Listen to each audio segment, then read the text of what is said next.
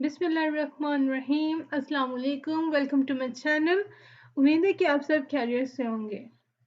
If you are visiting my channel first time, so please don't forget to subscribe and also please give your precious feedback in the comment box and also share it. So let's move to our topic. हमने जो lecture number 18 में पढ़ा था ना, आज हमारा lecture number 19 और 18 में जो हमने पढ़ा था, आज हम उसकी बेसिकली क्या करेंगे, प्रैक्टिस करेंगे। प्रैक्टिस में क्या है, use the Venn diagrams to determine if the following immediate inference forms are unconditionally valid, conditionally valid or invalid। ये हमने पढ़ ली हुई है। अनकंडीशनली वैलिड, कंडीशनली वैलिड और invalid. Unconditionally valid, conditionally valid और इनवैलिड हमने अपने प्रीवियस लेक्चर में पढ़ लिया। Okay, immediate inference. Immediate inference का मतलब हम काफ़ी फर्दर डिस्कस कर चुके हैं कि ऐसा आर्ग्यूमेंट, ऐसा कंक्लूजन जो हम on the basis of one premise निकालते हैं, उसे हम क्या कहते हैं, इमीडिएट इन्फ्रेंस। देखिए ना, अब ये हमारे पास क्या है, सम ए और नॉट बी, ये हमारे पास है प्रीमाइस। देयरफॉर नो ए और बी, ये हमारे पास कंक्लूजन है। और हमने एक प्रीमाइस की बेस पे क्या किया है, अपना कंक्लूजन निकाला है। इस वजह से ये हमारे पास क्या है, इमीडिएट इन्फ्रेंस। अब हमने इसकी क्या करनी है, वैलिडिटी को चेक करना है। तो वैलिडिटी कैसे चेक करेंगे, देख लेते हैं। सम ए और नॉट बी, ये हमारे पास कौन सा form, O. Some therefore no A और बी, ये हमारे पास क्या है, ई। ओके, एक प्रीमाइस की बन जाए, एक हमने वेन डायग्राम प्रीमिसेस की बना लेनी है और एक हमने बना लेनी है कंक्लूजन की। ठीक है, ये हमारे पास क्या है, ए, इसे हम कहेंगे बी, ये हमारे पास ए और ये हमारे पास है बी। सबसे पहले हमने किसका स्टैंड पॉइंट बनाना है, बुलियन का स्टैंड पॉइंट। अगर वो बुलियन के स्टैंड पॉइंट से वैलिड आ जाता है तो फिर वो क्या होगा, अनकंडीशनल वैलिड। और अगर वो वैलिड नहीं आता, फिर हम मूव करते हैं अरिस्टोटल के स्टैंड पॉइंट पे। अब देखिए, सम ए और नॉट बी, तो इसमें आप इस एरिया पे क्रॉस लगाएंगे। देयरफॉर नो ए और बी, हमारे पास कंक्लूजन इसका, ये ओवरलैप एरिया को शेड कर लेंगे। अब जरा देखो कि हमारे पास जो प्रीमिसेस है और कंक्लूजन है वो सेम इंफॉर्मेशन को कन्वे कर रहे हैं, नहीं। इसका मतलब ये क्या है, इनवैलिड। इनवैलिड नहीं है कि मतलब ये अरिस्टोटल के ऊपर काम, बुलियन के ऊपर काम नहीं कर रहा। फिर हमने मूव करना है अरिस्टोटल पे। अरिस्टोटल में हमने क्या पढ़ा था, सम ए और नॉट बी, उसकी तो यही होती है। देयरफॉर नो ए और बी, हमने पढ़ा था कि जो क्लैश आता है ना, मतलब जिनमें कॉन्फ्लिक्ट आता है बुलियन का और अरिस्टोटल का, वो किस पे आता है, यूनिवर्सल के ऊपर। आई और ओ के ऊपर तो वो सेम है ना, बुलियन का और अरिस्टोटल का। जिनकी कॉन्फ्लिक्ट आती है ना, वो ए और ए पे आती है। क्योंकि बुलियन हमें क्या कहते हैं कि चीज़ें एग्जिस्ट नहीं करती, और अरिस्टोटल हमें कहता है कि चीज़ें एग्जिस्ट करती हैं। अब देखें, देयरफॉर नो ए और बी, ये आ गया हमारे पास ओवरलैप एरिया। तो क्योंकि अरिस्टोटल कहते हैं कि चीज़ें एग्जिस्ट करती हैं, इस वजह से हम यहाँ पे लगा देंगे क्रॉस और ये इसको हम कर देंगे सर्कल। ये भी हमने प्रीवियस लेक्चर में डिस्कस कर लिया कि इसको हम सर्कल क्यों करते हैं, इसका क्या मतलब होता है और इसका क्या मतलब होता है। अब जरा देखें कि यहाँ पे भी वो मैच कर रहा है कि at least one thing exist, premises भी कह रहा है और कंक्लूजन भी कह रहा है कि मतलब चीज़ें एग्जिस्ट करती हैं। इस वजह से ये हमारे पास क्या है, कंडीशनली वैलिड, कंडीशनली वैलिड। ठीक है, कंडीशनली वैलिड है। सबसे पहले हमने क्या करना है, बुलियन का स्टैंड पॉइंट बनाना है। अगर वो ठीक नहीं आता, फिर हमने मूव कर जाना है अरिस्टोटल के ऊपर। और अगर अरिस्टोटल हमारे पास, मतलब इसमें हम ये कह रहे हैं ना कि ये भी क्या क्लेम कर रहा है, ये भी यही क्लेम कर रहा है कि एटलीस्ट वन थिंग एग्जिस्ट, और ये भी एक यही कह रहा है कि एटलीस्ट वन थिंग एग्जिस्ट। इस वजह से ये क्या है, कंडीशनली वैलिड। ओके, आप जरा देखने question number 4, all A or B, therefore it is false that no A or B। Okay, ये हमारे पास क्या है ए, और ये हमारे पास क्या है ई। ओके,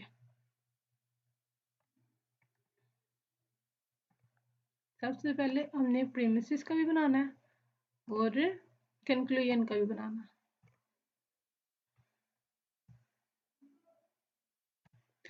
अब देखें, ये ए हो गया, ये बी, ये A B. Okay, all A और बी। सबसे पहले हमने किसको बनाना है, बूलियन के स्टैंड पॉइंट को। बूलियन हमें क्या कहते हैं, ऑल ए और बी। तो इस एरिया को हम क्या कर देंगे, शेड। ठीक है, अब therefore it is false that no A और बी। ये ए, ई, आई और ओ। अब हम क्या करें, ई अगर फॉल्स है, ई अगर फॉल्स है तो ई और आई के दरमियान कौन सा रिलेशन होता है, कॉन्ट्राडिक्शन। तो ई अगर फॉल्स है तो आई हमारे पास क्या होगा, ट्रू। इसका मतलब हमने आई की डायग्राम बनानी है। तो आई हमारे पास क्या होता है, सम ए और बी। तो सम ए और बी का मतलब ये होता है कि ओवरलैप एरिया में एटलीस्ट वन थिंग एग्जिस्ट। अब जरा देखें कि जो हमारे पास प्रीमिसेस है और जो कंक्लूजन है वो सेम इंफॉर्मेशन कन्वे कर रहे हैं, नहीं। इस वजह से ये वैलिड नहीं। अब हम किसके ऊपर मूव करेंगे, अरिस्टोटल के ऊपर। अरिस्टोटल क्या कहता है, all are B, all are B. तो इसका मतलब ये जो ओवरलैप एरिया इसमें क्या लग जाएगा, क्रॉस। क्रॉस लग गया। अब यहाँ पे और यहाँ पे ओवरलैप एरिया में भी हम ये कहना है एटलीस्ट वन थिंग एग्जिस्ट, और इसमें भी हम ये कहने कि एटलीस्ट वन थिंग एग्जिस्ट। इस वजह से ये हमारे पास क्या है, ये भी हमारे पास है कंडीशनली वैलिड। Okay, alright. अब देख लेते हैं question number 7। It is false that some A और बी। ये हमारे पास कौन सा फॉर्म है, आई, देयरफॉर नो ए और बी। ओके, सबसे पहले हमने क्या बनाना है, अरिस्टोटल बुलियन का स्टैंड पॉइंट।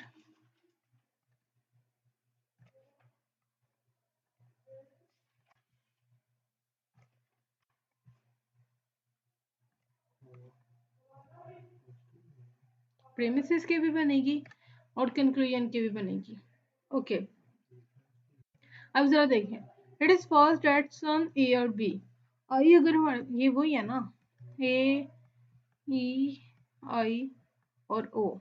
तो अब हम यहाँ पे क्या कर रहे हैं कि आई हमारे पास क्या है, फॉल्स। आई हमारे पास फॉल्स है, तो इसमें कॉन्ट्राडिक्शन होती है ई और आई में, इस वजह से ये हमारे पास होगा ट्रू। फिर it is false that all A और बी। ये हमारे पास ए है, ये बी, ये ए, ये B. Okay, it is false that some A और बी। अगर आई हमारे पास फॉल्स है तो ए हमारे पास ट्रू होगा। तो हम क्योंकि बना रहे हैं बूलियन का स्टैंड पॉइंट, तो जो ओवरलैप एरिया का उसे हम शेड कर देंगे। हमने ये पढ़ लिया हुआ कि जो शेडेड एरिया होता है उसका मतलब होता है एम्प्टी एरिया, और जब हम क्रॉस लगाते हैं तो उसका मतलब होता है at least one thing exist. Okay, therefore ये हमारी प्रीमिसेस हो गई, देयरफॉर नो ए और बी। ये हमारे पास ई है, तो इसमें भी हमारे पास क्या होगा, ओवरलैप एरिया शेडेड। अब जरा देखें कि जो हमारा प्रीमिसेस है और जो हमारा कंक्लूजन है वो सेम इंफॉर्मेशन कन्वे करेगा, मतलब दोनों सेम बात कर रहे हैं। अगर वो सेम बात कर रहे हैं तो फिर वो क्या होगा, अनकंडीशनली वैलिड। ठीक है, अगर वो हमारे पास बुलियन के स्टैंड पॉइंट पे ही वैलिड आ जाता है तो हम उसे कहेंगे अनकंडीशनली वैलिड। और अगर हम बुलियन से अरिस्टोटल की तरफ मूव करते हैं तो हमारे पास क्या होता है, हमारे पास होता है कंडीशनली वैलिड। ठीक है, अब आप इसकी मज़ीद प्रैक्टिस करेंगे तो आपको समझ आता है कि अब मूव करते हैं अपने क्वेश्चन नंबर 2 की तरफ। क्वेश्चन 2 में वो हमें क्या कह रहा है, पढ़ें। Use the Venn diagram technique to determine the following immediate inferences are valid from both the Boolean and Aristotle standpoint.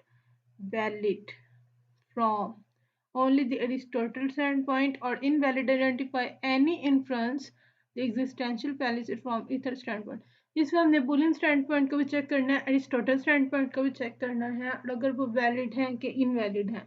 और इसमें हमने एग्जिस्टेंशियल फैलिसी का भी बताना है, इसमें इन कौन से स्टैंड पॉइंट में एग्जिस्टेंशियल फैलेसी आ रही है। ठीक है, okay, let's start question number 1।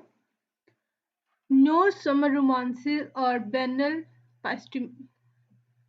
pastimes. Therefore, it is false that summer romances are banal pastimes. ठीक है, सबसे पहले हमने क्या पढ़ा था कि अगर हमने इमिटेड इन्फ्लुएंसेस को टेस्ट करना हो तो सबसे पहले हम क्या करते हैं, इसको बेसिक रिड्यूस फॉर्म में करते हैं। समर से हम एस ले लेंगे, बैनर से हम बी ले लेंगे, तो ये हमारे पास कौन सी फॉर्म बन जाएगी, नो एस और B. Therefore it is false that some, इधर से हम एस ले लेंगे, इधर से भी हम बी ले लेंगे। Therefore, it is false that some summer romances, some S और B। ठीक है, ये अब हमारे पास कौन सी फॉर्म है, E, और ये हमारे पास कौन सी फॉर्म है, सम S और P। आई है, और आई अगर हमारे पास फॉल्स हो तो फिर हमारे पास ट्रू क्या होता है, E। ठीक है, अब जरा देख लें इसको, इसका हम बना लेते हैं वेन डायग्राम। सबसे पहले हमने किसकी वेन डायग्राम बनानी होती है, बुलियन की। ठीक है, इसको हमने क्या दिया S, इसे हमने क्या दिया B, ये भी हमारे पास S, इसे हमने क्या दिया B। ओके, ये हमारे पास आ गई प्रीमिसेस की, नो S और B, तो ये वाला एरिया शेड होगा क्योंकि हम बुलियन का स्टैंड पॉइंट बना रहे हैं। इट इज फॉल्स दैट के भी हमारे पास C है, तो ये हमारे पास शेड हो गया। ठीक है, ये इसमें हमने ये नहीं बताना कि कंडीशनली वैलिड है या अनकंडीशनली वैलिड है, बस हमने ये बताना है कि वैलिड है कि इनवैलिड। अब वैसे तो हम बात करें कि अरिस्टोटल की वो भी अनकंडीशनली बुलियन की वो अनकंडीशनली वैलिड होता है, और अरिस्टोटल की वो कंडीशनली वैलिड होता है, होते तो दोनों वैलिड है ना, इस वजह से हम इसको क्या कहेंगे, वैलिड, क्योंकि इन्होंने हमें क्या रिक्वायरमेंट बताई है कि वो वैलिड है कि इनवैलिड, ये नहीं हमसे पूछा कि वो कंडीशनली वैलिड है या इनवैलिड। ठीक है, ये मेरे पास वैलिड आ गया। ओके ओके, अब हम देख लेते हैं अपना question number 4। It is false that some duck hunters are animal right activist. इसको भी हमने सबसे पहले क्या करना है, रिड्यूस फॉर्म में कर दें। इधर से हम ले लेते हैं डी, यहाँ से आप ले लें डी, डक का डी ले लें, एनिमल का ए ले लें। It is false that some S और पी, तो सम एस और पी आई है, और आई अगर हमारे पास फॉल्स हो तो ट्रू क्या होगा, ई। ओके, देयरफॉर सम डक्स, ये ओ है, बस ओ कैटेगोरिकल प्रेपोजिशन है। ठीक है, अब इसकी बना लेते हैं वेन डायग्राम।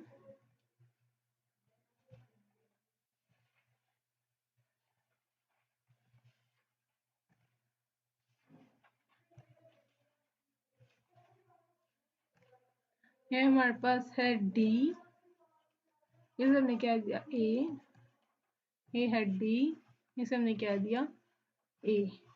ठीक है, अब सबसे पहले हमारे पास क्या है, ई का, तो हमने किसको बनाना है, बुलियन स्टैंड पॉइंट को, तो ओवरलैप एरिया क्या आ जाएगा, शेड। ठीक है, अब ओ का बनाना है, तो ओ ये रहा।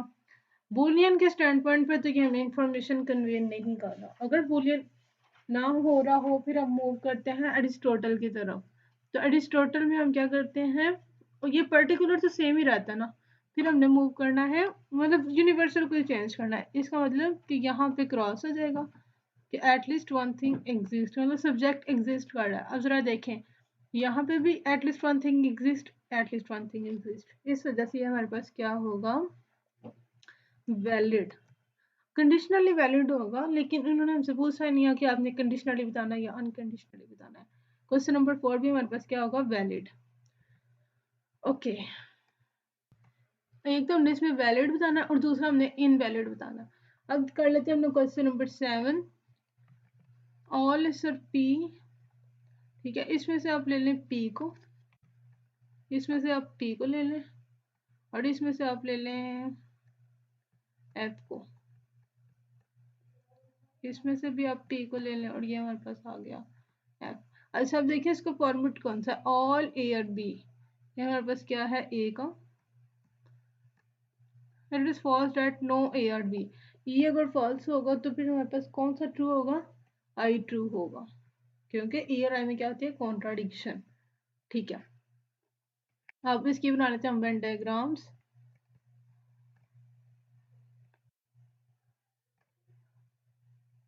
सबसे पहले हमने कौन सी डायग्राम बनानी है, बूलियन के।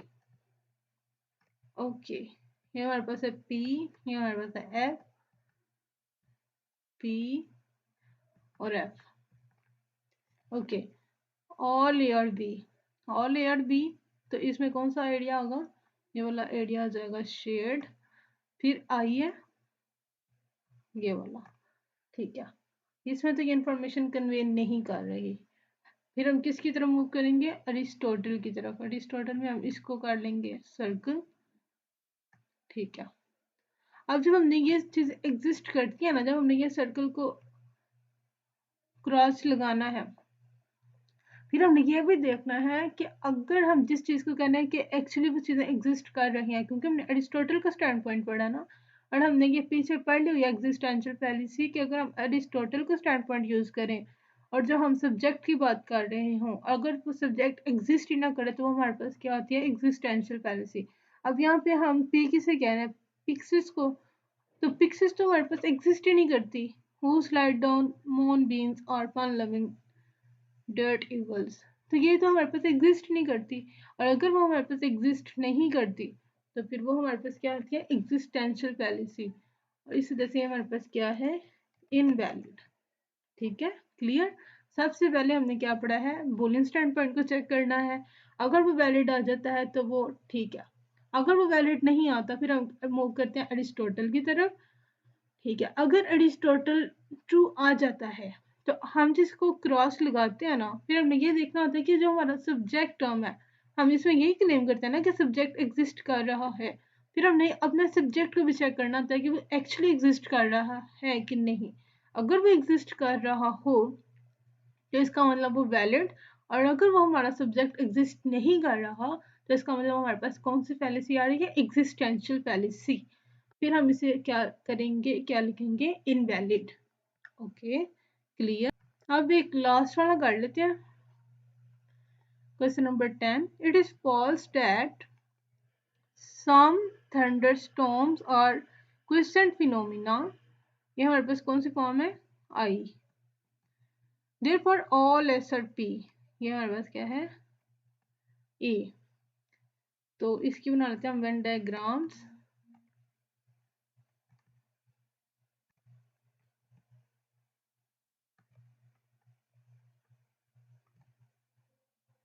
ओके, ये हमारे पास क्या है, इसमें से आप ले लें टी को, इसमें से आप ले लें क्यू को, ये आ गया टी, ये आ गया क्यू, ये टी और ये आ गया Q. Okay, it is false that some A और बी, तो ये हमें क्या कह रहे हैं, आई। तो आई अगर फॉल्स होगा तो क्या ट्रू होगा, ये ट्रू होगा, क्योंकि हम बुलियन का स्टैंड पॉइंट बना रहे हैं। फिर हमारे पास है ए, इसको शेड करते हैं। अब देखें ये हमारे पास सेम इंफॉर्मेशन कन्वे कर रहा है, नहीं। तो इस वजह से अब हम किसकी तरफ मूव करेंगे, अरिस्टोटल की तरफ। अरिस्टोटल में हम क्या लगा देंगे, यहाँ पे सर्कल, सम ए और बी,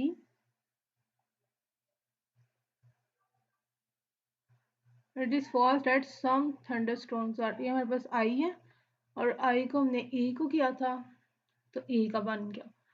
इसमें हम ए का कर रहे थे, ऑल ए और बी, ऑल ए और बी, ऑल ए और बी, तो इसका भी यहाँ पे बन जाएगा। अब देखिए, अब ये दोनों इंफॉर्मेशन हमें सेम कन्वे नहीं कर रही, ना ही कन्वे इंफॉर्मेशन ठीक कर रहे हैं, ना ही ये जो थंडर स्टॉर्म्स होते हैं ये हमारे पास एग्जिस्ट करते हैं। इस वजह से क्या है हमारे पास, इनवैलिड। ठीक है, उम्मीद है कि आप सबको क्लियर हो गया होगा। If you have any query you can ask me in comment box and you can also DM me on Instagram. Okay, if you're visiting my channel, so please don't forget to subscribe and also share it because sharing is caring. अब मुलाकात होगी next lecture में, तब तक के लिए अल्लाह हाफिज।